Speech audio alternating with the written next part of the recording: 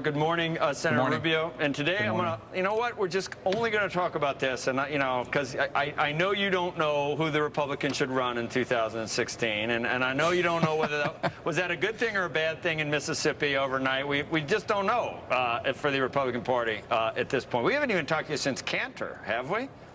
I don't think so. But, I mean, we can talk about that too, but I certainly want to talk about the future of the American dream. Well, we're going to fix it right now, the future of the American dream. How can we do it? Well, first of all, let's understand what the problem is. You know, I go back to my own upbringing where my parents were not highly educated, didn't have much of a formal education, came here as immigrants, and were able to make it to the American middle class working service jobs. And the more important part of my childhood is that I grew up believing that I could go as far as my talent and my work will take me, that I could have the same dreams and the same future as the son of a president or the son of a millionaire. Now you have a growing number of Americans that don't think that's true anymore. And today I'll highlight the story of 4 separate groups of Americans. We have a young single mother in Florida who is struggling to provide for her 2 daughters.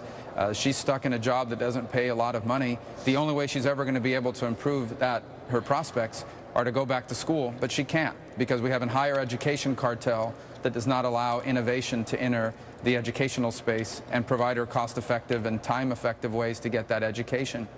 We'll meet 2 young Americans living in Florida who did go to college and graduated, and neither one of them can find a job in the field they graduated from, but one of them is about to start making payments on a student loan, and the other needs to go back to grad school but is afraid to because she doesn't want to owe $50,000 or $60,000 when she finishes.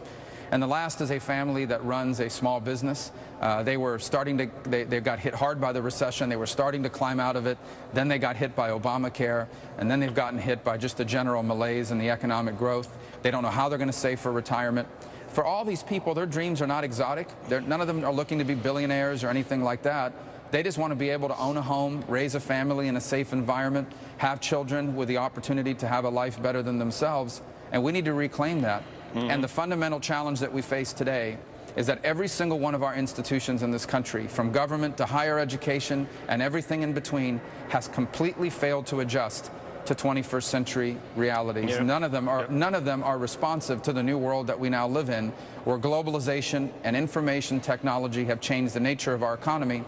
And our laws and our education system simply don't reflect it. That's right. Senator, this is just in summary what you're saying. Everybody, I think, everywhere agrees that we want equal opportunity for everyone in this country, especially in terms of getting an education. And then, if you work hard and you earn your own success, you reap the benefits, or if you don't, then you don't. And that's what all of us can agree on, that's really the nature of the American dream.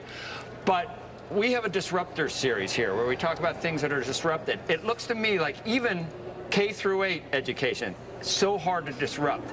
Higher education, so hard to disrupt. There's so many entrenched parties. There's the unions, there's tenured teachers. You look at the way the colleges operate, and it's almost impossible to disrupt that. This seems like the hardest nut to crack right now. This is the one area that there's so many regulations and so many things that make it impossible to disrupt that's why there's a problem. So there's 2 primary impediments to equality of opportunity in the 21st century. One is our economy has become less competitive for investment, has increasingly lost its edge on innovation because of regulations and because of a tax code that makes America a more difficult place to innovate and to invest. And as a result, we're not creating the higher paying jobs that the 21st century promises. And the second part of it is the higher paying jobs of the 21st century all require a higher level of skill or a higher level of education. And the only system we have is the traditional 4-year college model that increasingly costs a lot of money. So if you're a single mom that has to raise 2 girls and work full time, there really is no viable way for you to go back to school and work full time and raise your families. And if you don't, you are never going to be able to emerge from that $9 an hour job.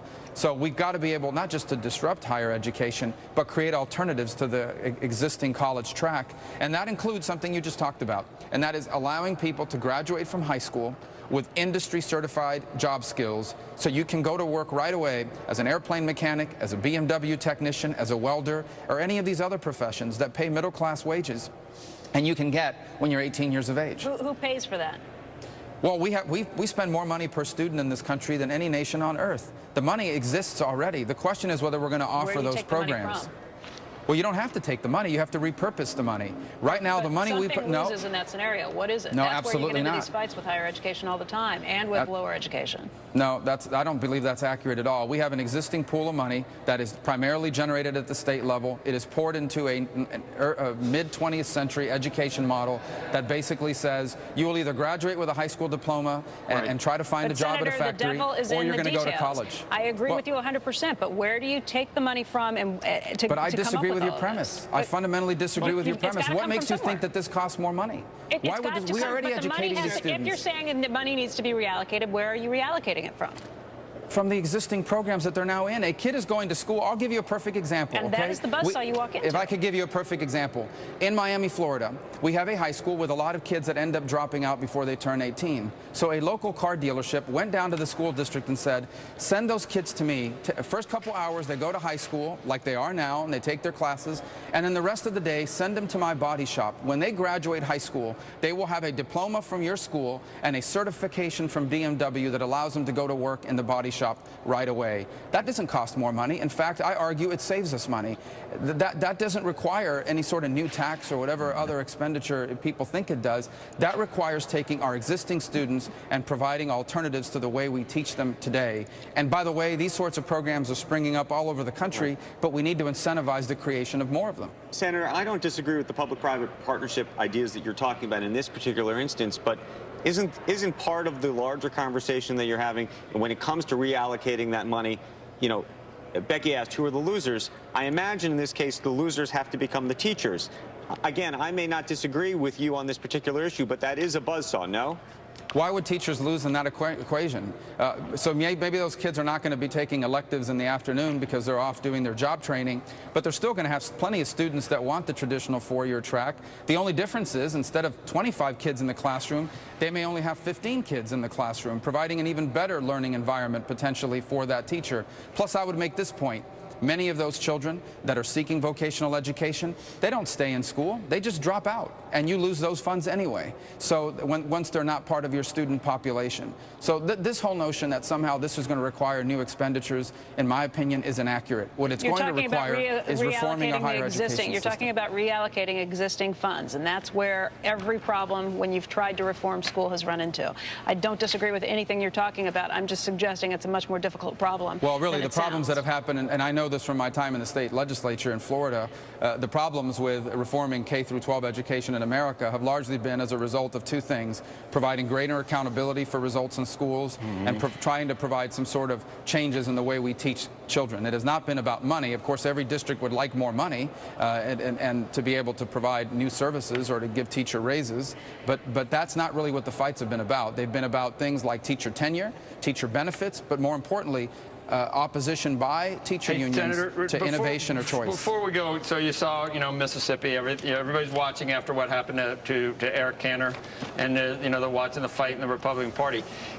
Just in your view, do you think for the next presidential election, would a Cruz or a Rand Paul do better, or would it be a Jeb Bush or a Chris Christie or a you or something like that? Who do you think? Which way who should the Republican Party run to try to convince the nation that it wants to give the keys back to the Republican?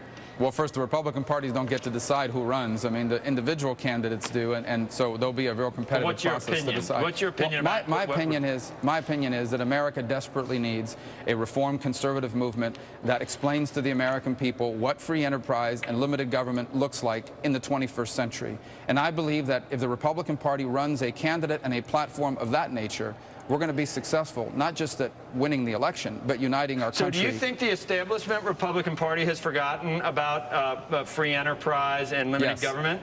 I do. I think too often there have been instances where the Republican Party has allowed itself to be pictured as the party of big business, as opposed to the party of innovation and free enterprise. You think we should not do the XM, too? I agree. Yeah, I do. I think the time for that program has come and gone. Hey, Senator, we got to go, but real quick, the president earlier this week, you talk about families. He proposed that he said we should join the rest of the industrialized nations and offer paid leave for mothers of newborns. I want you to wade into the debate. Well, many countries, I'm sorry, many companies already provide that, and if a company decides to do that as part of their benefit package, You we think it should be encourage legislated? I do not believe it should be federally mandated. Do you think it should be state mandated? I think states can decide to do that because states have to compete with each other for business, but I don't believe there should be a federal mandate to that effect. All right, Senator, thanks a lot for coming on. We'll Thank see you you. again soon. All right. Thanks.